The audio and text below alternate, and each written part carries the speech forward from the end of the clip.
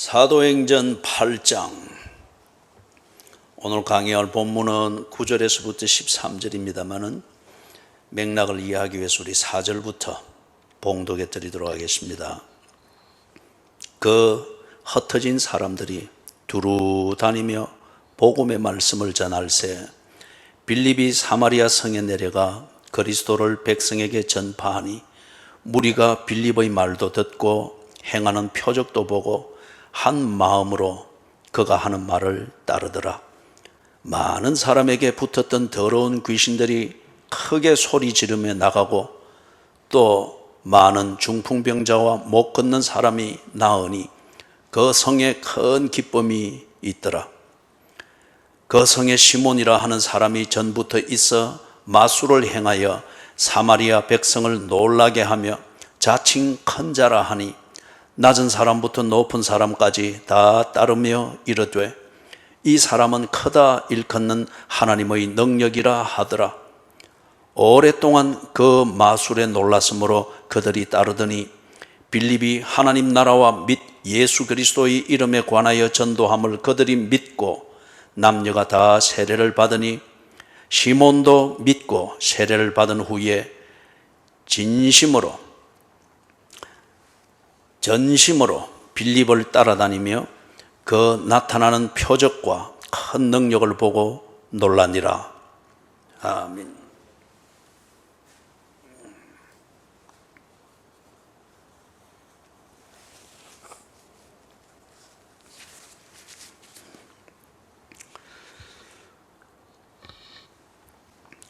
자, 9절에서부터 13절 여기에서는 이제 사마리아 상황이 어떻는가, 특히 사마리아의 그 영성의 상태가 어떻는가 하는 이것을 줌인 해서 이렇게 보여주는 그러한 단락입니다. 크게 보면 구조가 이렇습니다. 1절에서부터 3절에서는 크게 예루살렘에 환란이 일어난 것, 그래서 초대교회 초대교인들이 흩어질 수밖에 없는 일반적 상황을 이야기를 하고 4절에서부터 8절 거기에서 빌립이라는 이 사람에게 초점을 맞추어서 흩어진 이 초대교인들이 무엇을 하는가 하는 것을 빌립 집사의 그 행로를 밟으면서 보여줍니다.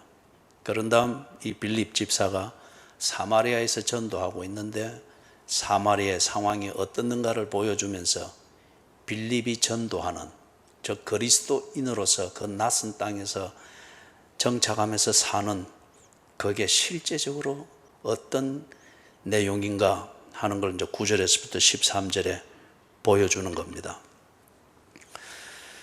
이 사마리아 사람들, 이들을 대상으로서 빌립이 전도하는 이걸 좀 이해를 하기 위해서는 사마리아 사람들의 당시 상태를 조금 이해를 하는 게 필요합니다. 사마리아라는 이 이름은 원래는 그 북쪽 이스라엘 지역에 있는 한 도시 이름입니다. 사마리아 도시 이름이에요. 세겜을 도시로 했다가 그 다음에 또 사마리아를 도시로 했다가 이게 수도가 역사를 따라서 몇 번 바뀌었죠. 그 중에 한 번 바뀐 게 사마리아였습니다. 그런 뒤에 아수르가 북쪽 이스라엘을 멸망시키고 난 뒤에 그 다음 이 북쪽 이스라엘이 역사에 국가로서는 등장하지 않습니다. 국가로서는 없어져 버린 거예요. 민족은 남아 있습니다.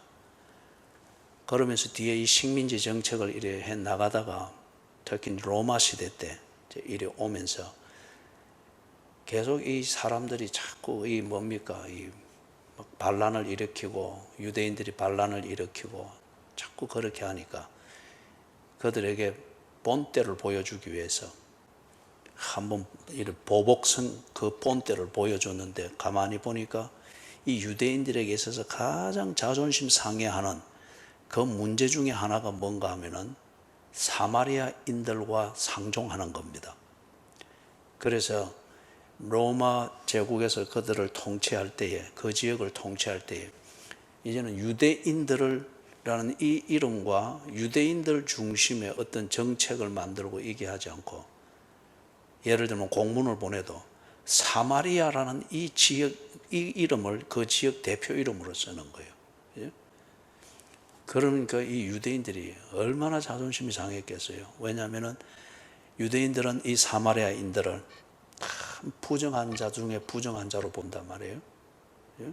그래서 개에다가 비교를 했지 않습니까?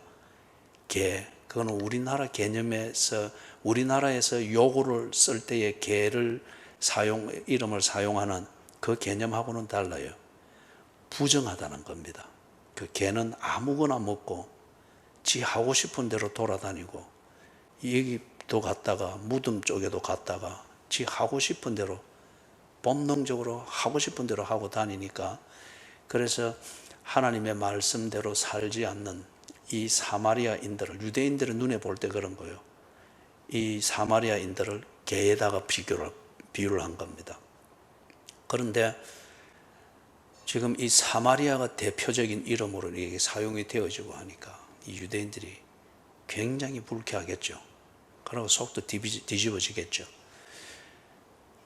그런 구조에서 보다시피 이 사마리아로 통칭되어지는 그 지역에 자리를 잡고 있었던 북쪽 이스라엘 10지파, 국가로서의 이스라엘 왕국은 없어졌습니다.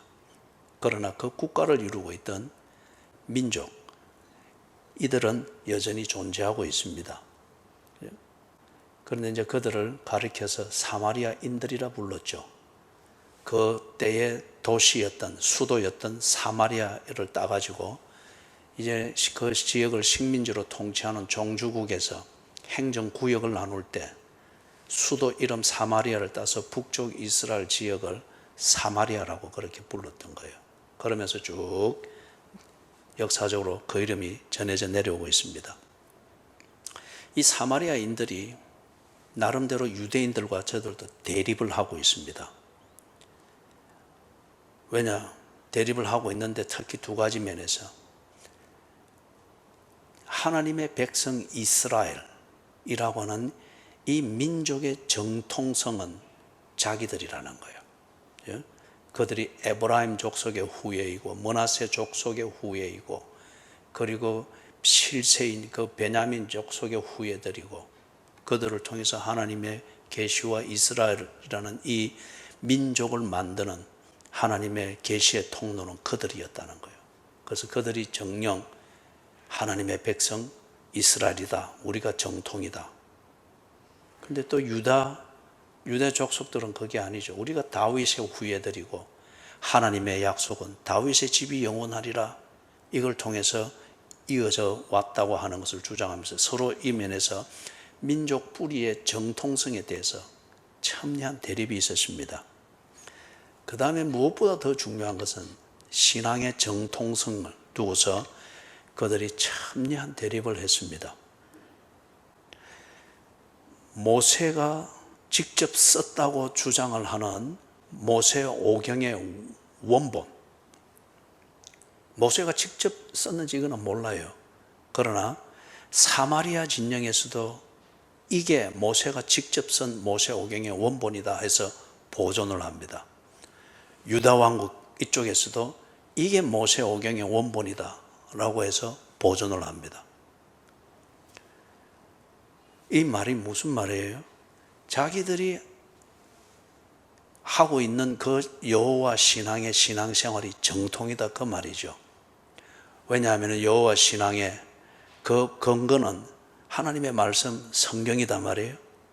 이것에 대해서 사마리아 쪽에서는 우리가 가지고 있는 이 사본이 모세가 직접 쓴 원본 정통이다. 그런데 유다에서는 그렇지 않다, 우리가 가지고 있는 것이 정통이다. 이 말은 우리가 하고 있는 신앙생활이 정통이다, 그 주장이죠. 그래서 이 정통성에 대한 이 자존심 싸움이 아주 첨예했습니다. 그래서 예를 들면 이 정통성을 주장하는 이것을 한 4가지로 소개를 해보면, 사마리아 쪽 그리고 유대 쪽 그들이 사용하고 있는 성경, 특히 모세오경, 여기에서 사마리아 쪽에서 사용하는 그들의 성경에는 예루살렘 또는 예루살렘을 암시하는 것은 안 나옵니다. 그 단어는 전부 다 거리심산으로 바뀌어 있습니다. 예배하는 곳이 어딘가 거리심산으로 바뀌어 있습니다. 반면에 유다 쪽에서 사용하는 그들의 그 성경에는 예루살렘이 예배하는 자리로 표시되어 있거나 암시되어 있습니다. 이걸 딱 바꾼 거죠. 거리심산에 대해서는 여러분이 성경 공부를 하면서 잘 배웠지요. 세겜을 중심으로 해서 한쪽에는 거리심산, 다른 쪽에는 에발산. 그래서 이 세 지점이 삼각형으로 연결되어지고 거리심산에서는 6지파가 올라가서 모세의 율법 중에서 축복의 율법을 거기서 읽었죠. 그리고 에발산에서는 모세의 율법 중에서 저주에 관한 그 율법을 낭독했습니다. 그렇기 때문에 이 전통적으로 북쪽 이스라엘에서는 유대와 이렇게 갈라지고 난 뒤에 그들이 여호와의 신앙을 지키는 성지로서, 즉 예배하는 자리로서 어디를 그들은 중심을 삼았는가? 거리심산을 삼은 거예요. 그러면서 그들의 성경에는 예루살렘이 나오지 않습니다. 거리심산입니다. 반면에 유대 쪽에서 사용하는 그들의 성경에는 예배하는 자리는 예루살렘으로 나오죠. 그렇기 때문에 이게 신앙생활의 근본이 되어지는 성경을 주어졌는데 이 성경이 민족적 이데올로기가 있고 이것에 대한 정통성에 대한 갈등이 양민족 간에 있게 되어지니까 이걸 정당화하기 위하여서 그들의 정통성 주장을 정당화하기 위해서 성경까지 손을 대는 여기에 이르는 거예요. 전통 이면에서도 그들은 차별화했죠. 사마리아가 절대적으로 그들의 전통, 우리가 지키는 율법적 전통, 예배, 의식, 제사, 제도, 이게 모세의 율법을 통해서 하나님이 우리에게 가르쳐 주신 그 성경대로 하는 것이다. 그래서 그들은 그들의 전통을 고수했습니다. 반면에 유대는 그것은 부정한 것이고 이단이고 정통을 오도한다라고 해서 더욱더 개처럼 여겼죠. 또는 신학적 이론, 이것도 역시 차별화했습니다. 사마리아에서 말하는 구원론이 있고 유대에서 말하는 구원론이 있고, 특히 그때는 그들이 메시아를 이야기를 하고 메시아가 오면 하나님 나라가 이루어진다는 하나님 나라에 대한 그들 나름대로의 성경 해석을 이해를 하는데 이 사마리아와 유대가 결코 이 면에서도 같을 수가 없었습니다. 차별화를 할 수밖에 없었던 거죠. 왜냐하면 그 저변에는 민족주의에 대한 정통성을 주장해야 되는 이 목적이 딱 자리를 잡고 있으니까 교리, 이것도 당연히 차별이 될 수밖에 없겠죠. 나중에 뒤에 우리 잠시 좀 예를 보게 됩니다. 자, 이렇게 되니까 정통성을 주장하기 위하여서 상대적으로 자기가 옳다고 하는 것을 주장하게 되어지니까 복잡한 이론들은 만들어집니다. 그리고 그것에 대해서 도그마틱 또는 도그마적인 그러한 선언과 주장, 그렇기 때문에 이 이제 그들이 말하는 신앙이라고 하는 게 맹목적이 되는 거죠. 민족주의를 합리화하고 내가 사마리아 사람이니까 사마리아에서 하는 것은 다 옳다고 주장할 수밖에 없는 것과 정서적으로 팔은 안으로 굽는다고 정서적으로 같은 편이니까 같은 민족이니까 자기 민족이 주장하는 것이 당연히 옳게 여겨지고 편을 드는 이런 본능이 우리에게 있죠. 그렇게 되니까 사마리아 사람들이 자기들의 지도자들과 교회들이, 우리 표현으로 말하면 교회들이 주장하고 가르치는 것 수긍합니다. 동의합니다. 그리고 만족해합니다. 왜냐하면 사마리아 민족에 대한 민족주의를 옹호하는 것이니까 그 목적에 정서적으로도 동의를 하기 때문에 공감하고 수긍하고 동의합니다. 그러나 개인적으로 인격적으로 신앙생활이나 영성에 있어서는 그게 아무런 영향을 미치지 못합니다. 오히려 그들의 영성과 신앙은 메말라갑니다. 사마리아인이기 때문에 사마리아 교회들이 주장하는 것에 대하여서 무조건 옳다 수긍을 하고, 특히 유대에서 무언가 반론이 있게 될 때는 전쟁하듯 자기들의 입장을 옹호하고 동의하고 수긍합니다. 그런데 개인의 영혼을 들여다보고 개인의 생활을 들여다볼 때 무엇을 위해서 종교 생활을 하는지, 내가 뭘 믿고 있는지, 이걸 믿어서 뭘 하자는 건지, 이럴 때는 이리 해야 되는지 저리 해야 되는지, 영성 또는 신앙생활을 하는 이 면에서 아주 메마르고 무미건조합니다. 무미건조합니다. 그러다 보니까 그들의 현실이 문제가 많습니다.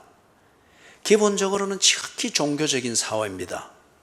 그러나 그 종교를 왜 믿는지 철학적으로 이해가 되어야 되고 종교적으로 수긍이 되어져야 되는 정리된 이게 없으니 개인적인 감동이 없고 동기부여가 없고 개인적으로 도덕이나 어떤 이런 면에서 자기를 드라이빙 아웃 해 나갈 수 있는, 자기를 끌어나갈 수 있는 이 중심이 없는 거예요.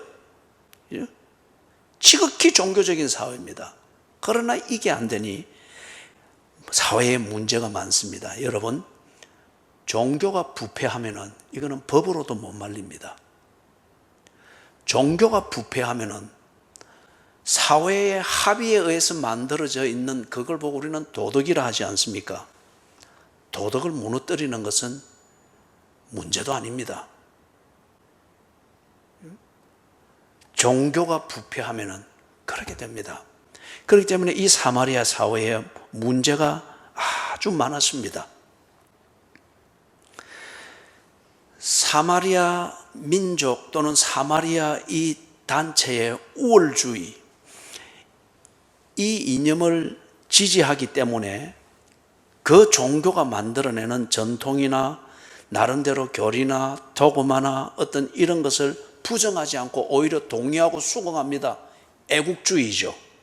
애국주의를 위해서 또는 민족주의를 위해서 종교가 도구로 쓰여지는 겁니다. 종교가 이념화 되어졌습니다. 그런 면에서는 단결이 됩니다. 그런데 앞에서도 이야기했듯이 왜 이렇게 하지? 뭘 믿지? 이걸 믿어서 뭘 하자는 거지? 개인적인 삶에는 아무 의미를 못 느낍니다. 그리고 자기 삶에 제어할 수 있는 그런 기능이나 어떤 그런 효과도 전혀 볼 수 있는 게 없습니다. 종교적인 갈등이 아주 심합니다. 내적으로 그들의 영혼은 메말라 있습니다. 영성은, 우리가 영성이라 말할 때에 우리 기독교적 입장에서 말하는 것은, 영성은 예수를 닮아가는 성숙도를 말합니다.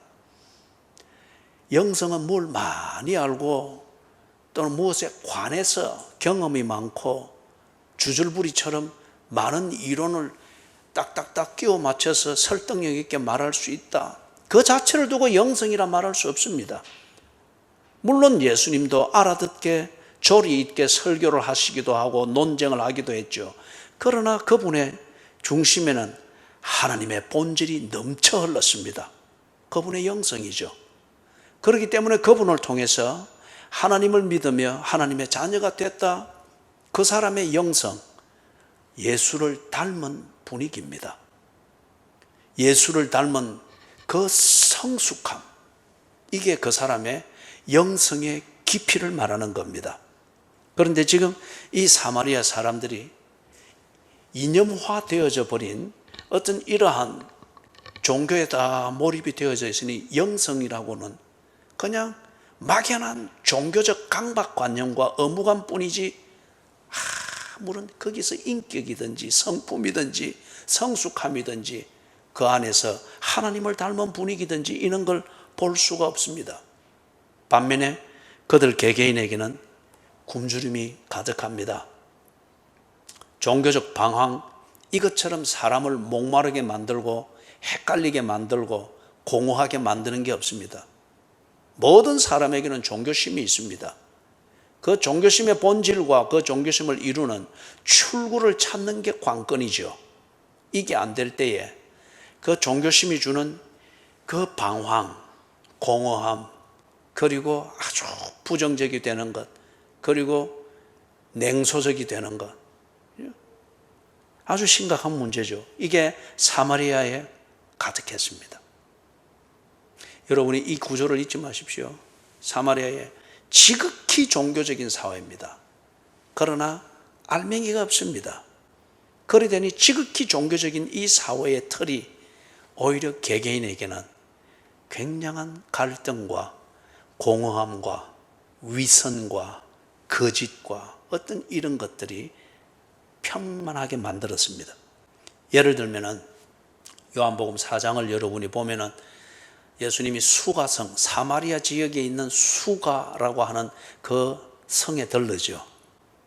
거기서 한 여인, 우물에 물길로 온 여인과 대화를 나누는 게 있지 않습니까? 정오쯤 된 시간인데 이 여자가 항아리를 들고 물길로 오지 않습니까? 그거는 여인들이 물길는 시간이 아니에요. 물길는 시간은 서늘한 아침이나 저녁인데 이 여인이 사람들의 눈을 피하기 위해서 대낮에 물길로 오잖아요. 그래서 우물가에서 예수님이 그 여인을 만나서 대화를 합니다. 이 대화가 얼마나 끈적하고 얼마나 이 살짝 비껴가는 요 논쟁 때문에 요한복음 4장이 굉장히 길거든요. 그렇게 대화가 길어졌습니다. 그때에 이 여인이 종교적으로는 많이 알고 있고 종교적인 강박관념으로서 자기를 뭔가 챙기려고 하는 이 강박관념이 있는 것을 그 대화에서 볼 수 있습니다. 예배하는 자리도 압니다. 예루살렘을 가서는 안 되고 거리심산에서 예배해야 된다. 사마리아에서 만들어진 종교적 틀 안에서 이게 딱 각인이 되어져 있습니다. 그리고 사마리아에서 배운 대로 전통과 교리에 따라서 예수님이 하는 말을 아주 반박을 해내죠. 그리고 자기의 입장을 예수님에게. 그렇지만은 이 여인의 사생활은 뭡니까? 사람들의 눈을 피해야 될 정도로 부끄러운, 자기 자신도 감당할 수 없는 부끄러운 생활의 내용이 있었기 때문에 그 낮에 물길로 온 거예요. 사람의 눈을 피하기 위해서. 그래서 예수님이 그걸 바로 집어냈죠. 이게 남편 5이 있었으나 다 죽고 지금 너와 함께 사는 그 남자는 정혼하여 사는 남자가 아니라 그냥 욕정을 채우는, 서로 욕정을 채우는 그런 디팩토 관계지 않느냐, 동거지 않느냐. 그거는 그 당시 사회에서는, 특별히 그 당시 사회에서는 굉장히 부끄럽고 수치스러운 그러한 죄스러운 삶의 양식입니다. 그렇기 때문에 이 여인이 우물가에서 특히 말이 많지 않습니까? 그래서 여인들이 물길로 모이는 시간에 나갈 수가 없는 거예요. 그래서 그 뙤약볕에 물길로 오고 사는 것도 동네 안에 살지 못하고 저 밖에, 동네 밖에. 예수님이 이걸 딱 짚었지 않습니까? 이 여인이 사마리아 지극히 종교적인 그 사회에서 생각이 없어도 그 틀 안에 매일 수밖에 없는 이것으로 종교적입니다. 그러나 이게 이 여인의 삶에 어떤 영향도 미치지를 못했습니다. 자신의 도덕적 개념 하나도 하나를 세우는 데 있어서도 이 종교적 사회의 지배적 분위기가 이 여인에게 어떤 영향도 미치지 못했습니다.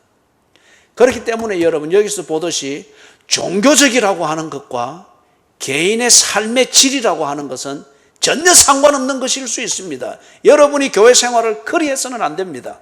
만약에 그런 것 같으면 여러분이 살펴야 됩니다. 여전히 그런 생활을 하면서 교회 생활을 할 것인가? 아니면 교회 생활, 이게 무슨 의미가 있는가? 들여다보고 결단을 할 것인가? 이걸 여러분이 결심을 해야 됩니다. 예수님이 이 사마리아 여인에게 그걸 딱 지적을 했죠. 그러니까 이 여인도 자신의 그 삶의 내용을 딱 들여다보지 않습니까? 종교는 지한테 덧씌워져 있는데 그러나 제 삶의 질과는 아무 상관없고 인생을 만들어가는 데 있어서 아무런 관계가 없는 종교 속에 자기가 있고, 오히려 그 종교적 사회 안에서 사람들의 눈을 감당할 수 없을 정도의 어떤 그런 종교적 도덕의 몰매를 맞고 있는 그러한 자신의 모습을 보면서 결국에는 예수의 말씀에 귀를 기울이게 되는 것을 보지 않습니까? 이게 사마리아 사회의 현상이고 그 사회에서 살아가고 있는 사마리아 사람들의 실상이었습니다. 그러다 보니까 오늘 9절에서 나오는 것처럼 시몬이라고 하는 이 무당 비슷한 종교꾼이 통하는 겁니다. 그죠?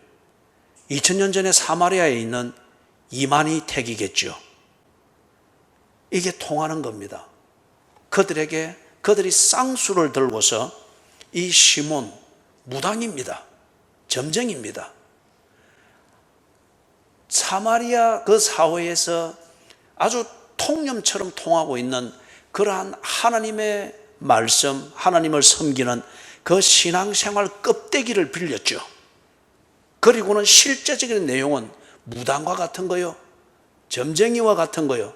그래서 여기 보니 마술을 부렸다고 그렇게 하죠. 그죠? 이 시몬과 같은 이러한 행태가 그들에게 환영을 받고 많은 사람들이 일거에 몰리고, 그리고 그를 큰 자, 시몬이 자기 자신을 그렇게 소개할지라도 사람들은 거기에 더 덧붙여가지고 하나님의 큰 능력이라고 하면서 칭송하면서 그를 경배하는 수준까지 그렇게 떠받드는 것은 사마리아의 종교적 상황이 그리했기 때문입니다. 그죠? 종교는 만년했는데 그 종교가 사람들 개개인의 삶, 그리고 그 사람들의 영성의 그 굶주림과 목마름, 이것에 대한 해답이 되어지지 않았기 때문입니다. 그 틈, 그것을 요 무당과 같고 점쟁이 같은 하나님의 이름과 하나님을 섬기는 그 전통 또는 형식을 빌려가지고 무당질하는 이 시몬이 대단한 환영을 받았고, 사람들이 나름대로 종교적 그 공허함에 또는 갈증을 채우는 그 대안으로 이 사람이 환영을 받은 거예요. 그래서 거기 보니까 9절에 자칭 큰 자라 하니, 시몬이 그리 말합니다. 자칭 큰 자라 하니, 예를 들면 이런 거겠죠. 내가 하나님의 능력을 받았어, 또는 내가 하는 이게 하나님의 계시다, 아니면은 나를 섬기면은 곧 하나님을 섬기는 것이다, 어떤 이런 식으로. 그죠? 1960년대 혹시 여러분 박태선이라는 이름을 아세요? 그 지금도 있는 전도관, 그리고 신앙촌, 그것이 창시되어지는 역할을 했던 사람이죠. 신실한 장로였습니다. 그런데 그분의 어떤 역할을 위하여서 무언가 권능이 임하는 체험이 있었죠. 그런데 이 양반이 그 권능을 주시는 예수의 뜻을 무시한 채 그 권능을 행하는 이걸 보면서 사람들이 칭송하고 찾아와고 받들어주는 이것에 관심이 쏠려버리니까 이 권능을 베푼 예수님의 뜻, 다시 말해서 그런 것이 우리에게 있을 수 있는 성경의 사례와 그것을 주는 그 성경의 뜻, 이것에 대해서 관심이 멀어졌죠. 그리고 나중에는 어느 정도까지 됐습니까? 세수하고 발 씻은 그 물, 그것이 치료하는 물이라고 해서 이 박태선에게 와서 머리 뒤밀고 병 낫기를 위해서 기도를 부탁하고 하는 자들에게 자기가 발 씻은 물에 씻으면 낫는다, 사람들이 막 그래 했어요. 그죠? 막 그래 했어요. 그리고는 박태선이 지가 예수라고 했습니다. 극단적으로 말하면 워낙에 받들어 주니까 지가 예수라고 하는 식의 표현들을 서슴없이 했습니다. 예? 결국에는 무너졌죠. 자칭 큰 자라 하니라. 시몬이 그리할 때에 사람들이 통했습니다. 그게 점쟁이처럼 하는 것이고 무당처럼 하는 것이고 요행이 뭔가 기적과 같은 것이 일어날 수가 있습니다. 사람들은 그 현상 자체에 아주 매료가 됐죠. 그리고 거기에 덧붙여서 시몬이 자기를 그렇게 자칭 큰 자라 하는 이것을 그들은 받아들여서 10절에 보니까 더 칭송해줘. 뭐라고 그럽니까? 이 사람은 크다 일컫는 하나님의 능력이라 하더라. 이거는 간단히 말하면은 사람들이 이 시몬을 하나님처럼 받들었다는 겁니다. 크다 일컫는 하나님의 능력이라. 이 시몬이 하나님 자신은 아니되 하나님의 능력이면은 이 시몬에게도 하나님의 신성이 있다는 거예요. 그런 식으로 떠받드는 겁니다. 꼭 지금 신천지에서 이만희 교주를 그렇게 받들듯이 그렇게 지금 떠받드는 거예요. 사랑하는 여러분, 이것을 들으면서 이게 얼마나 어리석은지 보이죠? 이거는 지극히 종교심입니다. 지극한 종교심이에요. 그리고 이게 얼마나 광신도적이고 어리석고 이것 때문에 정작 하나님 자신을 보지를 못하고 하나님과 교통함이 끊어진 이것을 똑똑히 보고 있죠. 여러분들이 지금 뭔가 단골로 찾아다니는 능력받았다는 사람들이 있다면 제고해야 됩니다. 왜 문제가 있으면 능력받았다고 하는 그렇게 자칭 능력받았다거나 소문을 퍼뜨리는 꼭 그런 권사, 꼭 그런 장로, 꼭 그런 목사, 꼭 그런 목사 사모에게 전화를 하고 아니면 찾아가서 머리띠 밀고 거기 가서 다 쏟아놓고 상담하고. 여러분, 천주교에서 하는 그 아주 우리의 개신교의 신학적 관점에서 볼 때 그들이 성경을 오도하고 있는, 그리고 예수 그리스도의 중보자의 위치에 올라있는 이 심각한 잘못을 저지르는 것 중에 하나가 뭡니까? 고해성사지 않습니까? 그죠? 딱 칸막이 쳐진 거기에서 가서 한쪽 벽에는, 벽 반대편에는 신부가 앉고 한쪽 벽에는 고해하고자 하는 이 불안해하는 이 신도가 앉고, 그리고 내가 어떤 죄를 지어서 이렇게 괴로운가를 고해하고, 그러면 여기서는 그것을 사죄하는 기도를 해주고 중보를 해주고. 그게 종교심이 가득하고 그래서 불안하고 뭔가가 갈증이 있는 종교인, 교인의 입장에서는 시원한 대답이 될 수 있을지 모르나, 그렇기 때문에 그 시원한 대답을 해주고 대안을 해주는 그 사람이 하나님이 보낸 자처럼 자기 눈에는 그렇게 보이고 그렇게 느껴질지 모르나, 그러나 실상은 그게 아니잖아요. 그죠? 한 성직자일 뿐입니다. 아니면 나와 같은 한 인간일 뿐입니다. 아니면 시몬과 같이 종교적 재주를 가지고서 사기 쳐먹고 있는 사이비일 뿐입니다. 이 말을 오해하지 말고, 가톨릭 교회 신부들이 사이비다 이 말이 아니에요. 성직자일 뿐이에요. 그들은. 시몬과 같은 경우는 하나님의 이름과 이 문화의 옷을 입고 저지르는, 사기치고 있는 무당일 뿐이에요. 그런데 이게 참 어리석은 것인 줄 여러분 스스로도 지금 알겠죠. 그럼에도 불구하고 분명히 여러분 가운데 있습니다. 문제가 생기면 꼭 능력받았다고 자기 스스로 믿고 있는 어떤 사람을 찾아가서 기도하는 그 이상으로 거기에 매달리고 그가 주는 말을 듣습니다. 금식하십시오. 봉사 한 번 못하는 사람이, 그 사람이 말하면 금식을 40일이라도 해내는 거예요. 그게 하나님의 말씀이란 믿고. 자기에게 은혜를 베푸는, 부모에게는 설이 되어도 고개 숙여 인사할 줄 모르는 그 인간이, 그러한 자기가 보기에 하나님이 보낸 자, 능력받은 자라고 여겨지는 자 앞에서는 그 손으로 머리에 얹혀주기를 바라서 그렇게 고개를 숙이면서 머리 들이밀고, 이게 얼마나 어리석은 거냐 말이에요. 그죠? 여러분 지금 그렇게 신앙생활을 하고 있고 그걸 통해서 여러분의 답답한 현실을 푸는 습관이 배어 있다면 하나님의 모든 자비하심으로 권합니다. 더 이상 무당에게 속지 마십시오. 더 이상 무당 쫓는 그런 자신의 신앙생활의 습관을 버리시기를 주님의 이름으로 축원합니다.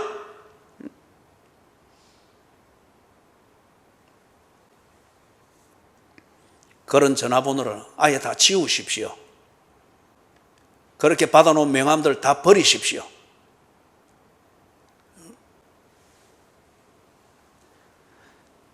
사람들이, 이 사마리아 사람들이 시몬을 이렇게 신성을 가지고 있는 사람처럼 그들이 떠받들어 주는 것은 앞에서 제가 쭉 정리를 해드렸던 것처럼 사마리아 사회 안에서 살고 있는 이 사람들이 지극히 종교적이되 공허한 종교에 의하여서 그렇게 매도되고 있는 그들의 영성의 상태를 그대로 보여주는 겁니다. 자, 이것에 대해서 11절 오랫동안 그 마술에 놀랐으므로 그들이 따르더니 아주 이걸 이렇게 됐을 때 참 버리기 어렵습니다. 여러분들 저기 지금 우리 페이션스와 그 슈슈도 앉아 있지만은 특히 지금 아프리카에 이런 현상들이 아주 심각하잖아요. 그죠? 아주 심각하잖아요. 자꾸 그 신비한 종교로 만들어서, 그래서 이 한 번은 이 뭡니까 유튜브를 보니까 그 사람이 자기를 자칭 엘리야라고 하는 거예요. 그리고 사람들은, 교인들은 그 사람을 The Man of God, 하나님의 사람이라 부르는 거예요. 엘리야를 그리 불렀거든요.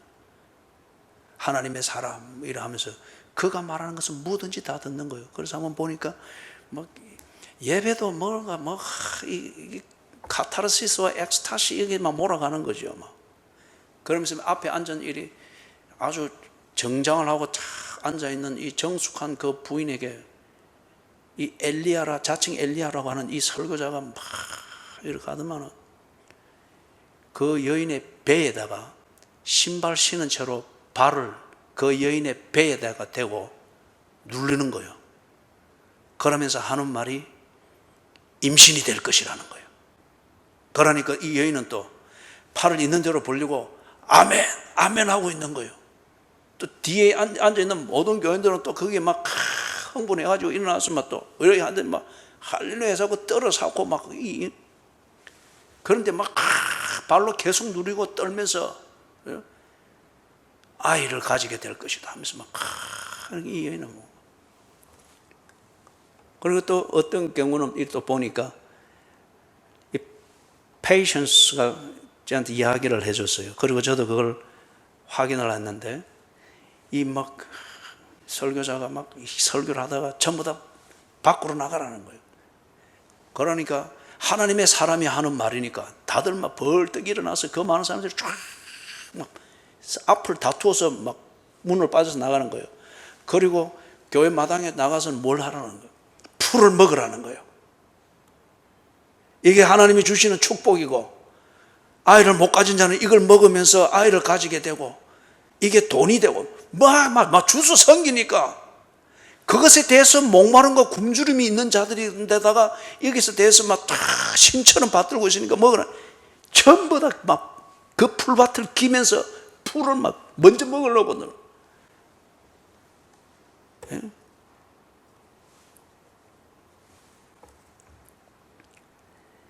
여러분, 이런 사람들에게 만약에 이 전 목사가 가가지고 오늘 여러분에게 설교하듯이 이렇게 다 본문을 해석을 하면서 이래 할 때에 그들이 듣겠어요? 예? 1분도 안 돼서 막 하품하고 막 그죠? 아니면 나가고 난리 나겠죠. 왜 그럴까요? 오래되었기 때문에. 그죠? 그런 종교적 문화와 종교적 분위기에 오래 익숙해져 있기 때문에 무엇이 옳고 틀린지를 비판할 감각이 없습니다. 그냥 익숙하지 않으면 다 틀린 것으로 여겨지는 그런 감각이 세뇌되어져 있을 뿐인 거예요. 이걸 어떻게 깨뜨릴 수 있겠어요? 지금 제가 여러분에게도 그런 습관을 가지지 마시고 강력하게 제가 추구합니다 했지만 아멘 하는 사람은 아무도 없어요. 나는 알고 있어요. 분명히 여러분에게 있어요. 그죠? 단골처럼 찾아가는 점집이 있고 단골처럼 찾는 능력 받았다는 사람이 있고 성경은 안 읽어도 그 사람의 말은 듣죠. 기도는 안 해도 문제가 생기면 꼭 그 사람과 상담을 하려고 하죠. 있어요. 그렇기 때문에 그것을 지지하면서 그걸 버려야 됩니다라고 할 때 그 말이 안 들리죠. 오랫동안 그리 살아왔고 지 스스로 그 종교를 만들어서 자기 스스로 최면을 걸고 있기 때문에 안 들리는 거예요. 이걸 어떻게 깨뜨리겠어요? 그걸 지난 주일날 우리가 4절에서부터 7절을 봤을 때 빌립이 권능으로 했습니다. 복음을 들을 수밖에 없도록 그렇게 말했고 보여주었고 삶을 나누었습니다. 그게 12절에서는 이렇게 정리되어 있습니다. 빌립이 하나님 나라와 및 예수 그리스도의 이름에 관하여 전도함을 그들이 믿고 남녀가 다 세례를 받았다고 합니다. 사랑하는 여러분, 앞에서 정리했던 사마리아의 상황과 그 상황 안에서 사마리아인들이 그렇게 세뇌될 수밖에 없고 길들여질 수밖에 없고 그 안에서 자신의 종교심의 이 공허함을 풀기 위해서 갈망하며 찾아 헤매다가 자기 종교가 만들어진 거잖아요. 그걸 잘 참고로 하십시오. 그러면서 12절에 빌립이 한 이것을 정리를 하는 것을 대비해서 여러분이 생각을 하십시오. 빌립이 하는 이 내용을 보니까 일단 빌립이 하는 말의 내용과 보여주는 내용은 과학적으로 수긍이 될 수 있는 내용입니다. 예수 그리스도의 이름에 관하여 말했다잖아요. 예수 그리스도 그분에 관한 사건과 사실들이 얼마 전에 다 일어났고 많은 사람들이 목격했습니다. 빌립은 지금 이것을 말하고 있습니다. 예수 그리스도의 이름에 관해서 그분이 어떻게 태어났으며 어떤 생을 살았으며 어떻게 죽었으며 왜 죽었으며 그리고 그분의 말한 대로 부활한 이 사건 중심으로 증거했습니다. 지극히 과학적이죠. 지극히 실정적이죠. 그죠? 이것에 대하여서 지어냈다 말할 수가 없습니다. 분위기로서 사람을 설득시키는 것이라 말할 수가 없습니다. 팩트를 말하고 있고 트루스를 말하고 있습니다. 많은 사람들이 목격을 했고 지금 목격한 그 일들이 계속 파도처럼 퍼져나가고 있는 이 사실이잖아요. 과학적으로 이해 가능한 이 내용을 빌립이 사마리아인들에게 말하고 있습니다. 그 다음에 두 번째, 하나님 나라에 대해서 말하고 있다고 하죠. 자, 이것은 하나님 나라에 대해서 말하고 있다. 이거는 철학적으로 이해 가능한 것이며 동시에 종교적으로 이해 가능한 것입니다. 무슨 말이냐 하면은 사마리아 사람들의 그 경우에 있어서는 그죠? 이념적으로는 인정 가능한 내용이었으나 종교적으로는 그들에게 공허한 것이었기 때문에 실제적으로는 믿지 아니했습니다. 거꾸로 어떤 경우에는 그리심산에 관해서는 종교적으로는 믿을 수 있으나 철학적으로는 또는 논리적으로는 이성적으로는 왜 그리심산에서 예배를 드려야만 되느냐? 그들이 수긍이 안 되는 것이었습니다. 그냥 애국주의적 이념으로서 그들이 동조하거나 거부했을 뿐이에요. 그런데 지금 하나님 나라에 대해서 빌립이 이야기를 할 때에 이 내용은 딱 우리가 중립에 서서 길들여진 대로가 아니고 정말 우리의 사고를 가지고 중립적으로 기본적인 딱 자세를 가지고 들으면은 철학적으로 수긍이 되는 얘기고 종교적으로 수긍이 되는 내용입니다. 왜 철학적으로 이해 가능한 것인가? 창조주가 있다. 모든 철학은 전제로부터 시작이 됩니다. 창조주가 있다. 그렇게 전제할 수 있는 근거는 얼마든지 있죠. 이 물질의 세계가 있기 때문에 이게 진화가 되어진 거냐, 빅뱅에 의해서 만들어진 것이냐, 아니면 진화의 결론이냐, 아니면 창조의 결론이냐. 입장은 다릅니다. 그러나 그 전제는 세울 수가 있습니다. 이 물질의 세계가 있기 때문에. 그러면 창조의 세계가 있다. 그러면 이 창조의 세계가 있다는 게 전제가 되면 반드시 창조주가 있다고 하는 것 논리적입니다. 그렇죠? 창조주가 있다. 그러면 창조주가 창조를 한 것 같으면은 당연히 그 창조주에게 다스려야 될 책임이 있는 동시에 다스려야 될 주권이 있다. 논리의 다음 단계입니다. 그러면은 이 창조주가 창조를 했고 창조한 대로 다스리고 책임을 진다고 하는 것 같으면은 반드시 그분은 목적을 가지고 창조를 한 것이 분명하다. 이것을 뒷받침하는 현상적 증거로는 이 창조의 세계가 자연의 법칙이라고 하는 것을 가지고 참 조화를 이루고 있습니다. 그렇기 때문에 우리는 이 경험을 어떤 단어로 표현합니까? 아름답다고 말합니다. 아름답다고 말합니다. 창조주가 창조의 세계를 만들었고 만들었으면 다스려야 하고 다스리면 반드시 책임이 있어야 되는데 그 책임은 무언가? 창조한 목적, 당신이 창조한 목적, 이것을 성취하는 것이다. 그런 것 같으면 창조주가 다스려서 당신의 목적이 성취되어지는 이것이 이루어지는 그 속에 인간이 있을 때 이거야말로 인간의 행복을 말하는 것이며 인간의 평화를 말하는 것이지 않느냐. 철학입니다. 그리고 이 철학적인 접근으로서 하나님 나라를 빌립이 말하는 것, 하나님 나라는 하나님이 다스린다는 겁니다. 하나님께서 통치하신다는 겁니다. 이 하나님의 나라는 민족주의의 경계를 뛰어넘는 본질적인 얘기입니다. 사마리아인을 위한 통치, 그 종교도 아니고 유대인을 위한 통치, 그런 종교도 아니고 하나님의 나라를 빌립이 말하고 있습니다. 하나님이 창조하셨고 창조하셨으면 다스릴 것이며 다스림은 창조의 목적을 이루기 위한 것이니 그 창조의 세계 안에 인간이 있다고 하면 하나님의 다스림 속에 조화를 이루는 인간의 상태가 인간이 추구하는 행복이며 평화이다. 철학적으로 모순이 없습니다. 단지 진화론을 전제로 해서 굳이 도구마를 세운다고 하면 이걸 못 받아들이겠죠.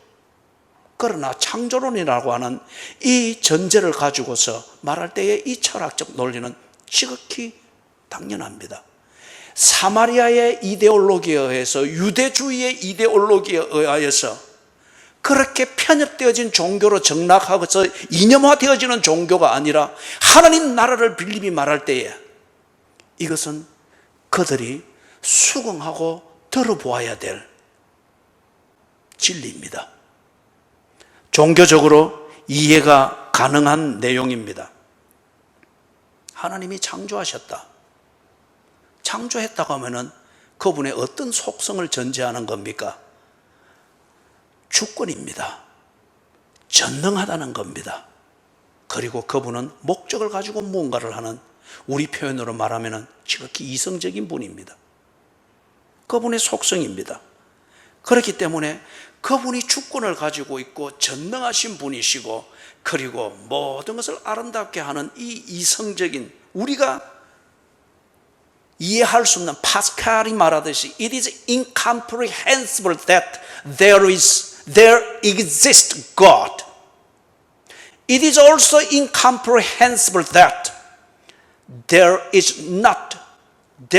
does not exist God. 하나님이 존재한다고 하는 것도 우리는 완벽하게 이해할 수 없고 하나님이 존재하지 않는다고 하는 것도 우리의 이성으로 완벽하게 증명해낼 수 없다는 거예요. 부분을 통해서 우리가 아는 것, 그것에 근거해서 우리는 믿을 뿐이라고 하는 것이 파스칼의 결론입니다. 그렇기 때문에 하나님이 창조주이시다. 그분은 주권을 가진 게 분명하며 동시에 그분은 전능하신 분이 분명하며 그리고 우리의 표현으로 말하면 목적을 이루는데 조화가 되도록 아름다움을 만들어내는 이성을 가지신 분이 분명하다. 자, 그런 것 같으면, 이런 속성을 가진 분일 것 같으면 그분은 민족주의, 여기서의 가치는 종교적 교주가 아닌 것이 분명합니다. 그리고 그분에게 복이 있고, 사마리아인이 찾는 복, 유대인이 찾는 복, 이 복에 대한 진실된 그 해답, 그 실체는 그분 창조주에게 있다, 이것입니다.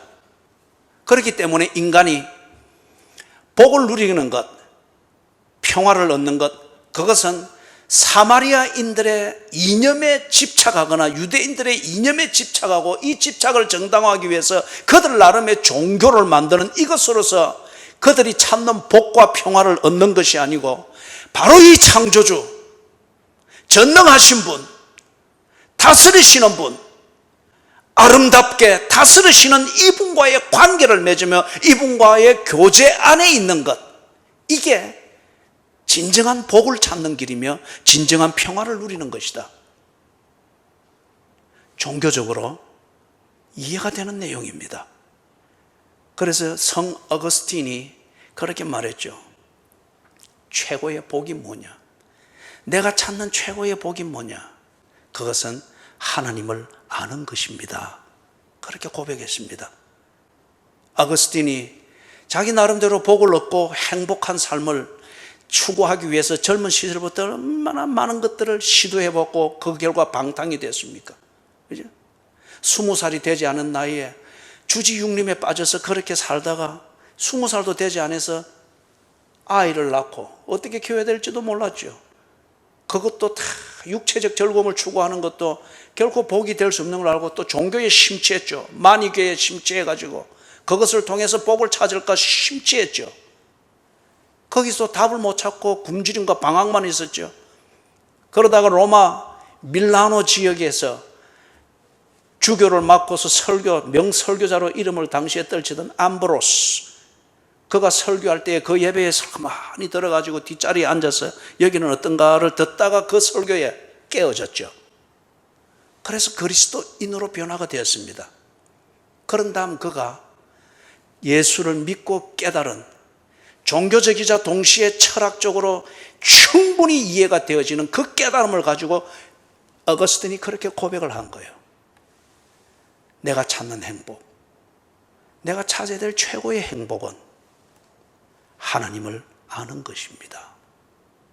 거기 앞에서 말했던 것, 하나님이 창조주로서 전능하시고 주권을 가지시고 아름다움을 만들고 유지해가는 이 이성적 존재일 것 같으면 그분과 관계를 맺는 것, 그분과 교제하는 것, 이것은 그분을 알아가는 거지 않습니까?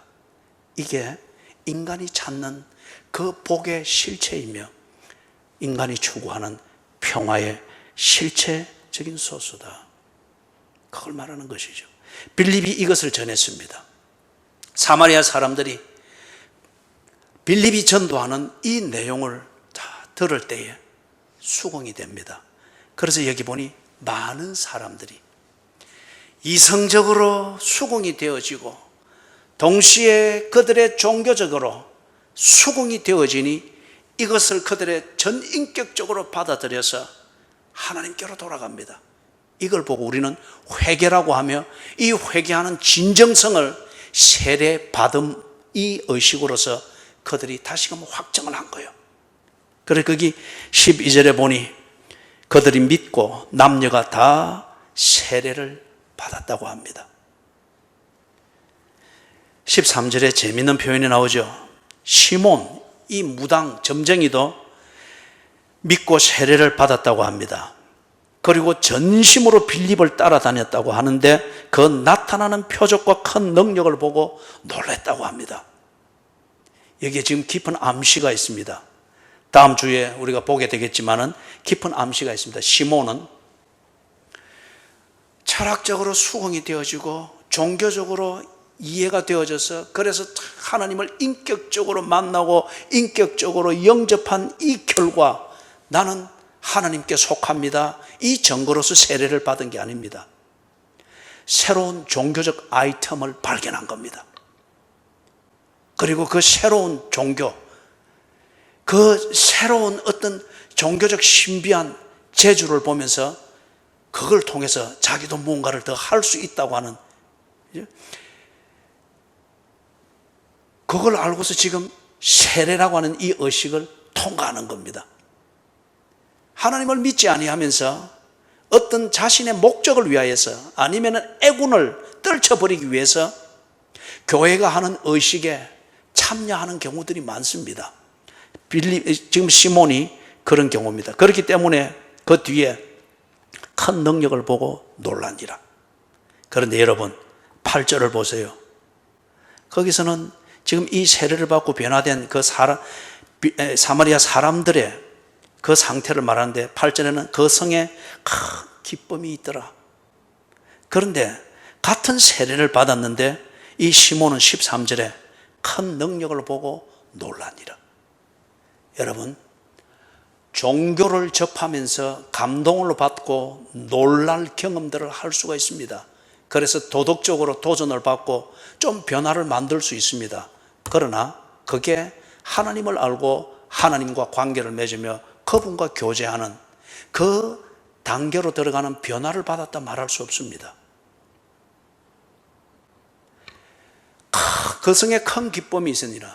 이것은 트랜스포메이션, 변화입니다.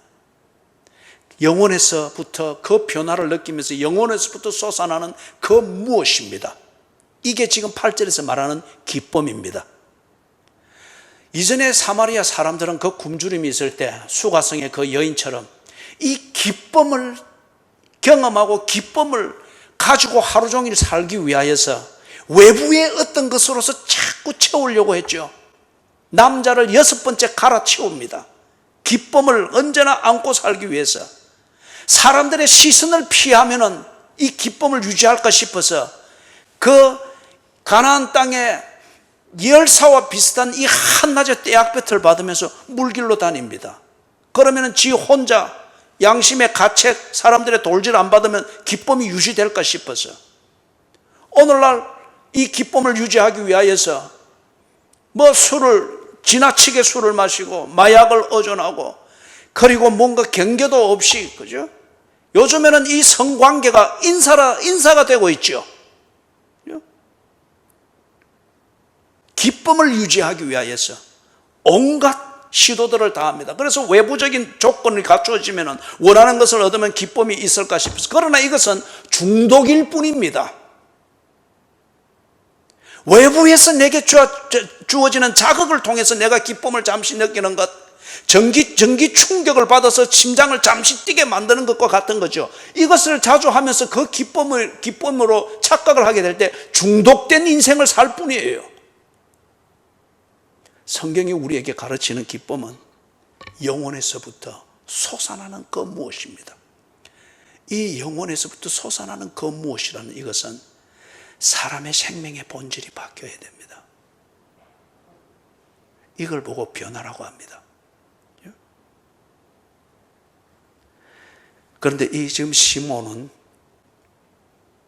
여전히 자기의 종교 안에 머물러 있습니다. 그리고 그 종교 안에서 지금 자기의 종교에 부족하게 보이는 부분을 리모델링하고 있을 뿐입니다. 그래서 이 리모델링을 해서 뭔가 자기가 추구하는 목적을 이루어 보고자 지금 기꺼이 머리를 들이밀고 세례를 받는 이 어찌 보면 참 비겁하고 수치스러운 거잖아요. 그러나 너무 종교적이잖아요. 이걸 하고 있습니다. 리모델링을 위해서. 그러나 빌립이 복음을 전가하는 것은 리모델링을 위해서가 아니에요. 변화를 위해서입니다. 그리고 이것을 듣고 깨달은 자들은 변화를 받았습니다. 그 성에 큰 기쁨이 있더라. 사랑하는 여러분, 한국교회가, 그리고 한국교회에서 우리가 자라왔던 우리 교인들이 사마리아에 있는 이 사람들의 현상, 이것과 비슷한 경우가 우리에게도 많습니다. 그리고 이 과정을 우리가 겪어가고 있고 그 과정의 결과물을 지금 이 현대 사회가 고스란히 지금 당하고 있습니다. 한국교회 교인들이 대개 보면 전통적이고 보수적이고 그리고 정통이라고 하는 것, 이것을 인정합니다. 그렇지만은 그들이 개개인적으로는 중심에는 이런 전통적이고 보수적이고 정통을 주장하고 가르치는 교회들과 소통이 안 된다라고 하여서, 즉 문화적으로 소통이 안 된다라고 해서 교회를 떠납니다.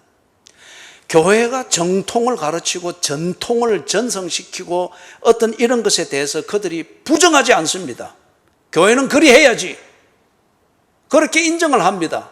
그러나 실상 그들의 삶은 그런 교회와 관계를 하지 아니하려고 합니다. 왜? 문화적으로 소통이 안 된다고 합니다.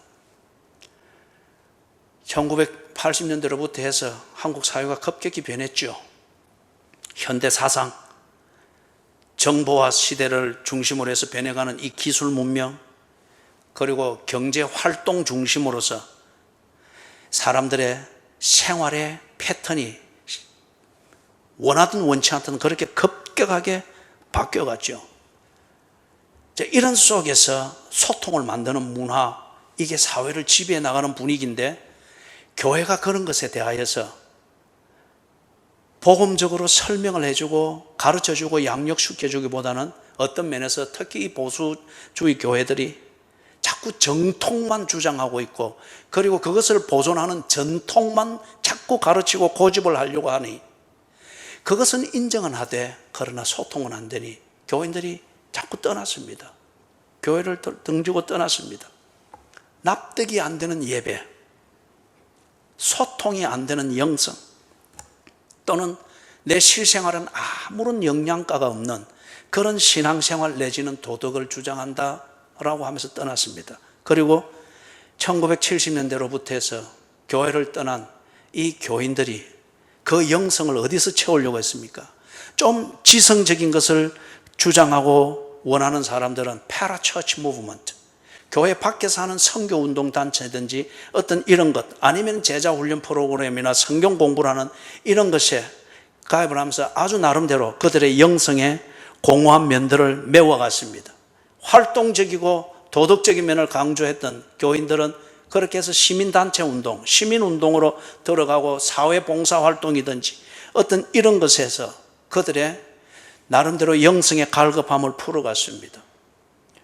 또는 문화적인 이 면은 예술적인 면에서 아주 많은 관심을 가지고 있던 분들은 소위 말해서 찬양과 경배라고 하는 이 모드로서 발전되어져 가고 정착되어 갔던 이 음악, 콘서트 형식의 예배와 그런 식의 종교적 모임에 몰입을 했고, 많은 젊은이들이 직접 간접적으로 음악에 인볼브 되어지는 이런 세대로 쭉 말려 들어갔습니다. 그리고 신비한 어떤 이런 것에 관심이 많고 은사에 관심이 많아서 영적으로 공허했던 사람들, 그들은 소위 말해서 기도원 운동이든지 능력 받았다고 하는 사람들, 그런 사람들의 멘토링을 받으면서 어떤 그러한 체험들을 하면서 그런 힘을 받으려고 했습니다. 이런 식으로 쭉쭉 흩어지면서 좋은 말로 하면 다양화되어진 이게 한국 교회의 현대 역사입니다. 그러나 분명한 것은 이런 와중에 교인들이 이기에도 치우치지 않고 저기에도 치우치지 않고 정말 하나님 말씀 중심으로서 철학적으로 이해가 수긍이 되어지고 종교적으로 수긍이 되어질 수 있는 이 말씀의 본질의 선포가 지금 일어나고 있느냐는 거예요. 철학적으로 수긍이 되어진다고 하는 그 이론을 가지고서 종교적으로 수긍을 해야 되는 이 초월성, 이것을 상쇄할 수가 없습니다. 종교적으로 카리스마적으로 수긍이 되어지고 납득이 되어진다고 해서 철학적으로 이성적으로 수긍되어져야 될 역사 속에 계시되어진 하나님의 이 말씀의 본질, 이것을 상쇄할 수가 없습니다. 하나님의 말씀, 하나님의 계시, 하나님의 은혜, 하나님을 향한 신앙은 우리의 이성을 가지고 사는 이 삶의 패러다임 안에서 주어졌고, 그리고 성령의 역사심 속에서 하나님과 관계를 맺고 교제하는 이 초월성이 현실에서 실행되어지고 있는 이 종교성, 진정한 의미에서의 종교성이 분명히 나타나고 있습니다. 이것을 한국교회가 가르쳐야 합니다. 선포해야 합니다. 그리고 이렇게 교인들을 인도해야 됩니다. 그리고 교인들이 이렇게 되어가고 있는지를 점검해야 됩니다. 예수께서 수가성 우물가에서 그 여인과 함께 장시간의 대화를 나누는 이것이 이 한국교회에 지금 필요합니다. 교인들도 교인들의 이 어느 한쪽의 분위기에 속아서는 안 되고, 목회자도 교인들의 이 어느 한쪽의 분위기에서 동조해주고, 당신이 하나님의 큰 능력을 가진 사람입니다, 생각 없는 그러한 칭찬과 공치사에 목회자들도 속아서는 안 됩니다. 한국교회 지난 30-40년의 이 현대 역사에서 하나님의 살아있는 말씀과 살아계신 하나님과 교제하는 이 분명한 인격적 만남을 하나의 이념적 종교로, 또는 종교심에 가득한 사람들에게 아부하는 종교적 그런 부패로 만들어버린 이것을 이제는 회개하고, 수가성에서 장시간 대화를 나누며 인내하며, 그러나 철학적으로 충분히 이해가 되고 종교적으로 충분히 수긍할 수밖에 없는 이 내용으로 선포하시던 예수님, 이 내용으로 전도하던 빌립 안수 집사, 이와 같은 말씀의 선포가 일어나야 됩니다. 그리고 교인된 여러분들도 이제는 그것에 눈을 떠야 됩니다. 그것에 눈을 떠야 됩니다. 그래서 정령 변화를 맞이하고 영혼에서부터 솟아나는 그 무엇, 성경이 우리에게 말하는 기쁨이라 말하는 그 무엇, 그것을 여러분들이 누리면서 살 수 있어야 됩니다. 이것은 기독교가 주는 해답입니다. 이 기독교를 발견하고 이 기독교를 먹고 마시고 생활하게 되시기를 주님의 이름으로 축원합니다. 하나님,